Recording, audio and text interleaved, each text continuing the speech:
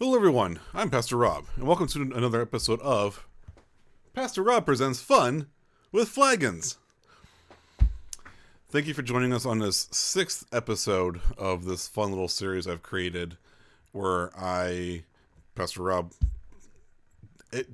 teach you on various things within the church, ranging from the more physical objects that we use in worship to something a little more theoretical, like last time when we covered the sacraments. This has just been a great opportunity for me to, teach all of you about something that you might not know in the church, or you think you know but you're confused about. So, today we're going to be covering an interesting topic, titles given to people like me in the church. You know that I am Pastor Rob.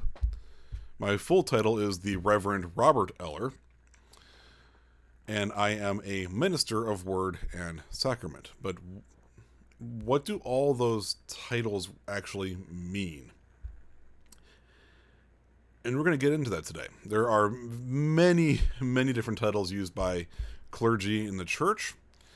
And so I've actually broken all this down into 4 different categories that we'll go through. The most well-known titles, some that are lesser known but are still common and out there, ones that are associated with religious orders, and ones that are more associated with the Catholic Church, although we do still use them, but they're more commonly known in the Catholic Church. So with all of that being said, let's get started. So this first list is the list of the most commonly known titles given in the church. And like I said, I am Pastor Rob. I am a minister of Word and Sacrament, and my full title is the Reverend Robert Eller. But what do all of these titles actually mean? Which is a really good Lutheran question to ask. What does this mean? So first, pastor. Pastor is someone who leads a church. It is the person generally in charge. It's the person in charge of the church. And what I've discovered that is not all pastors, at least not in all churches, are required to have some sort of formal education or training. Like I went to grad school and got a Master's of Divinity degree to become a pastor. Not all churches require that. It's just the person who's in charge of the church. And the word pastor actually comes from a word meaning shepherd, or one who watches over, which is fairly appropriate given some scriptural context. Jesus was considered, was considered the shepherd watching over the flock, the church, and told his disciples to do likewise. And so it's kind of makes sense that we would take on a term meaning shepherd. My flock, per se, actually would be the congregation here at Emmanuel. Minister is a little more of a kind of a catch-all term. It comes from a word meaning servant. And so a minister, a lot of these titles actually can fall under the minister category. It's kind of, like I said, it's an umbrella term meaning many different things. I am a minister of Word and Sacrament, but that's just the title that the church gave me when I was ordained. Other than that, it's like I said, it's really just a catch-all term. And it can be traded in and out for pastor. Reverend is more of an official title. So, pastor is someone who leads a church. Reverend is a title that you are given through ordination. It wasn't until I was ordained over a year ago that I could actually take on the term Reverend. And so my full title is Reverend Robert Eller. And as you can tell by the word, it looks a lot like reverence, and there's that because there's a or revered. It's because there's a special meaning behind it. You've had to do work, and by being ordained, that's a special rite in the church that you go through in order to get that. Now, priest. So this is one actually originates in the Catholic Church. The Episcopal Church still uses the term priest, and some other churches might still use that term. This actually comes way back from the Old Testament.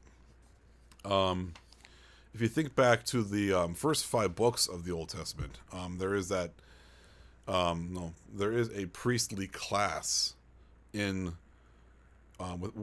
within the Old Testament, and it was specifically the Levites were the priestly tribe. That's why the book of Leviticus is all about the laws, because those are what the priests had to follow and had to lead by example. And it's, like I said, it's more commonly used in the Catholic Church. The Episcopal Church does use it, and I think even some Lutheran churches over in Europe might still use the term priest. But really, it means the one who conducts rituals that mediate between God and people. I could be considered a priest. When people have called the church officer asking for a priest, they come to me then for whatever help they need. But that's basically where it's at. So as you can tell so far, these first four, they interchange a lot. There's a lot of interchangeability within these titles that makes it hard to keep track of, to be quite honest. So next to start getting some more of the unique was a chaplain. A chaplain is, a pastor, a minister, a reverend, or a priest who's not doing work in an actual congregation or a church building. They are doing their stuff more in an institution, like a hospital or the military or a prison. I have a friend who I graduated seminary with. She's a prison chaplain and a hospital chaplain. That was what her calling led her to do.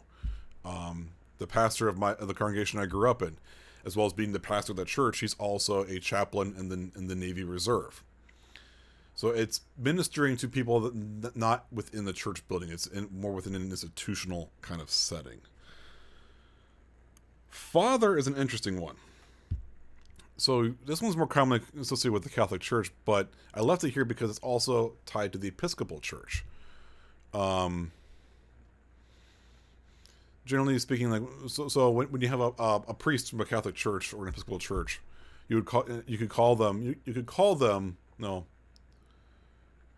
pastor whoever, but it's not really that common. No, more often than not you would call them Father blank. Like I have a Episcopal priest friend who serves an alliance, who regularly watches these videos. So John, yes, I am mentioning you in this video. He goes by Father John because he's an Episcopal priest. Catholic priests are the same way. They go by Father and then their name. That's just kind of how it is. I'm not exactly sure the story behind that, why that is, but that's how they go.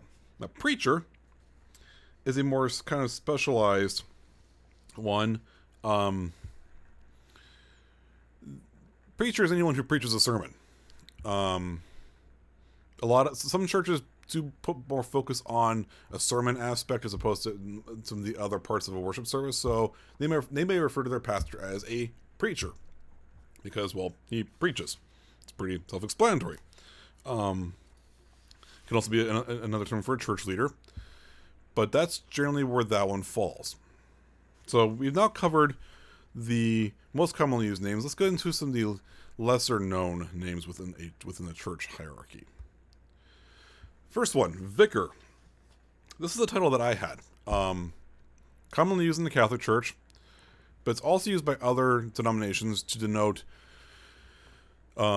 students who are in seminary and they're serving in a church setting as part of their formational experience.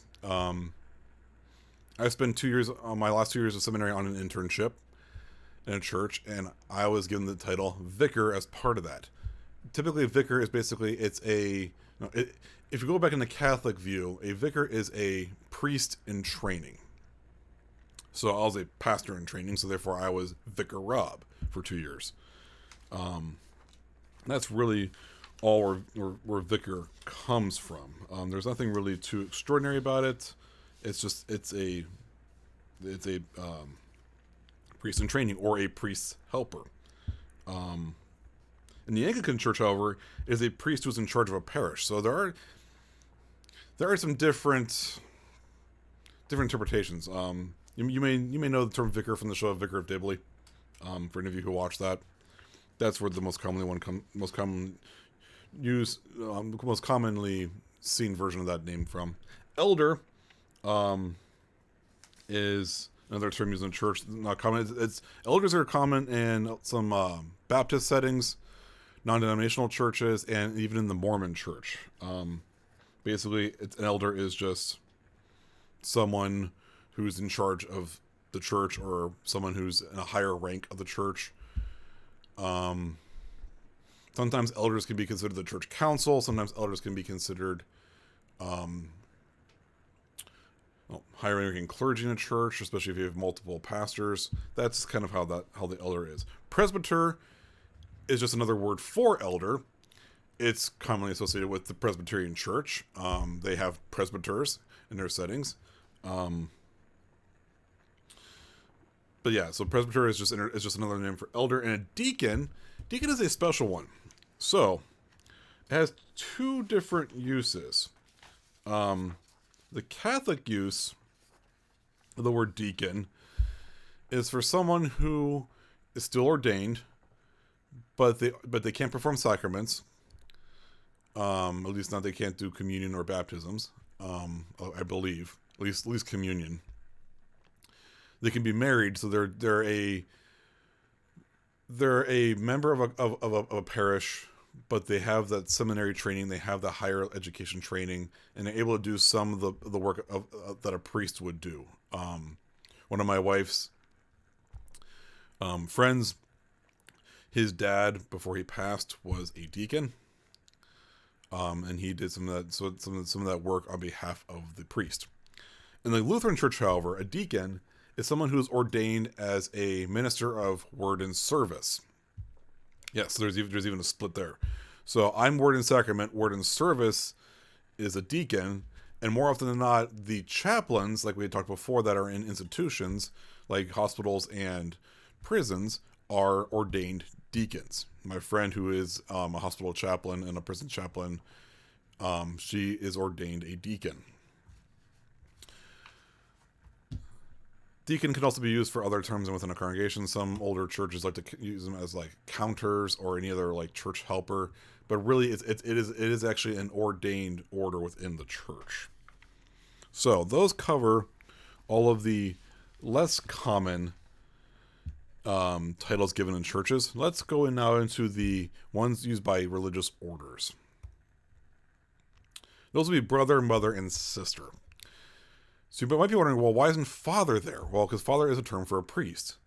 Brother, mother, and sister are used by religious orders. So monks are considered brothers. Martin Luther, the founder of the Lutheran Church, he was a monk, and so he would have been known as Brother Martin. Mother and sister are used by nuns. Mother being a higher ranking nun, maybe within the convent, or just a hierarchy nun out doing work. We think of like Mother Teresa. Sister being just just being the general term for a nun. However, in the Lutheran Church, we do use the term sister. Those who are deaconesses can use the term sister as their prefix. That one hospital chaplain I was telling you about that I graduated with, she goes by the term Sister Chris because she is part of the deaconess community. So deaconesses use the term sister. It's not exclusive to just the Catholic Church. There are religious orders in many denominations. There is an order of Lutheran Franciscans. A classmate of mine in seminary is a member of the Lutheran Order of Franciscans. There are orders within the Episcopal Church. Someone I did my hospital chaplaincy work with. He is part of an Anglican or Episcopal order. So it's not just Catholics that use these. It is also Lutherans, Episcopalians, and maybe other denominations as well. Last one we have here are ones that are most exclusively used by the Catholic Church. We do use one title, though, in the Lutheran Church, and other churches do as well. Monsignor. This is a title given to a Catholic priest who has a higher office within their diocese or within the Catholic Church. It can also be given to someone who is in charge of a Catholic cathedral. I knew of one of the monsignors in my hometown. He did a lot of ecumenical work with my church growing up. Wonderful man. Bishop is a title given to a pastor who's elected or chosen to lead a group of churches, known as a synod or a diocese. They are either appointed bishop for the rest of their life, or they're elected to a certain term of years. In the Lutheran Church, we do a term of 6 years for bishop. Catholic Church, it's till you hit a certain age, and then you are to go into retirement. I can't remember the exact age. I want to say it's around 70. Archbishop is someone who's in charge of an archdiocese, which is a diocese that oversees other dioceses. We don't have that title in the Lutheran Church. There is that. I believe there is that title in the Episcopal Church uses that title. The person in charge of the Episcopal Church in the whole country is the Archbishop, Archbishop Curry. And then there's the Archbishop of Canterbury, who oversees the entire Anglican Church.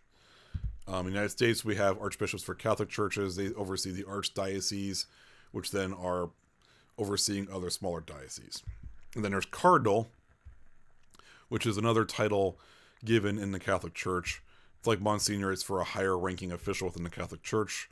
And it's generally, Cardinal is seen as it's the last step before you get to the Pope. The College of Cardinals is who elects the Pope, and generally they elect from within themselves. They're the ones who wear. If you look at the official dress of cardinals, they wear a lot of pink or red as opposed to just black. Bishops will wear purple. So these are all the titles. As you can see, there's quite a few here that we went through, and there's probably a whole lot more out there that I'm just not aware of. These are the ones I could think of off the top of my head. And when I asked a couple people, like, "Hey, what other titles are there for church officials?" But these are the ones I could just think of. Some of them are interchangeable. Some of them are used by all churches. Some of them are just used by a couple. But it's a good take on what you see. So if you ever see someone with one of these titles, you now know. You sort of know where they come from. Some of them you might not even see in front of their name. You probably won't likely see someone called presbyter blank or elder blank. Presbyter is a sort of position you're put in. Same with elder. Pastor is while it's used as a prefix for a name. Like I am Pastor Rob. It's more I am the pastor of the church. My actual title is Reverend. So lots and lots of stuff out there. So that's all I have for you today. I appreciate all of you tuning in to watch. These videos are fun. I love doing them. If you have suggestions for future videos, please let me know. I'd be happy to put them together based on what I know or what I can research. These videos are really for your benefit, more so than mine. I just have fun making them. So, with that being said, thank you for tuning in to Pastor Rob Presents Fun with Flagons. Have a good and blessed day, everyone.